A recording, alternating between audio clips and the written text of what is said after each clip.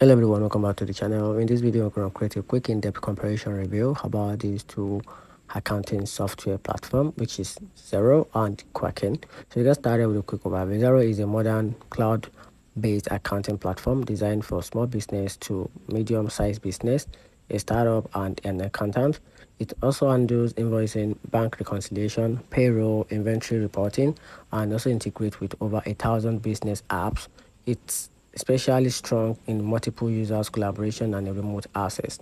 So talking about Quicken, on the other hand, is originally known for its personal finance and is top notch in including the small business tools, but its core audience remain individual and landlord.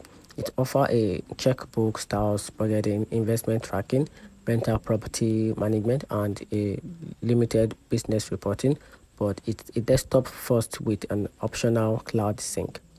And here's what these two platforms are best for. So starting with the Xero is best for bookkeepers, remote teams, multiple currency business, and SMBS. And talking about the Quicken, on the other side, is best for individuals, landlord, and a side hustler. And here's a quick overall conclusion about this platform.